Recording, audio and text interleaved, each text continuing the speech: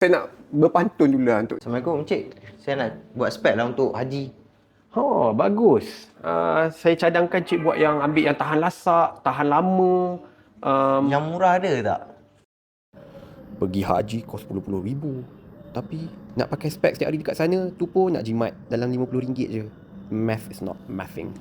Okey tuan, yang ni kita ada, ni kuat tahan lasak, ini RM200 lah. Yang murah lagi tak ada?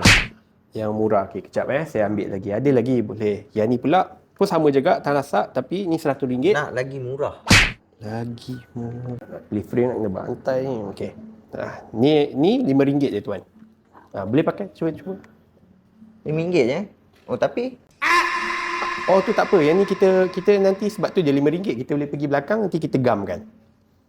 saya macam berminat dengan yang ni. Okey. Since tuan dah pilih frame ni, okey, tak apa, kita boleh gamkan. Okey, tuan kalau dia punya coating dia, tuan nak yang untuk outdoor tak? Sebab pergi haji. Tak payah. Untuk lampu biru? Tak payah. Tak penting.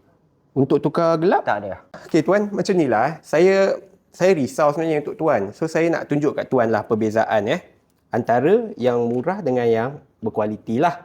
So ni yang tuan pilih tadi. Tuan pilih tadi. Saya memang suka yang ni. Suka yang macam ni tapi kalau nak pakai lama memang tak sesuai. Nanti dia tercucuk-cucuk mata tuan. Cuba tengok yang ni.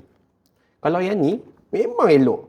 Dia macam ibarat macam slipper pasar malam lah. Yang ni slipper pasar malam. Yang ni pula slipper beli dekat mall tuan. Oh, ini lagi selesa Ya, lagi selesa. Dia ibarat macam beli tiket flight lah. Boleh beli tiket ekonomi, boleh beli tiket bisnes. Tuan punya ibarat bisnes punya. Bisnes kelas punya tuan. Saya berminat lah dengan yang ni. Walaupun tambah duit sikit tapi lagi selesa. Alhamdulillah. Pilihan yang tepat tuan.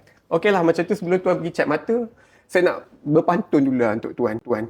Okey, pergi haji, jangan berjimat.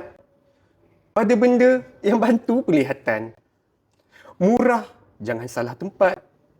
Boleh jadi mahal akhirnya. Cakep.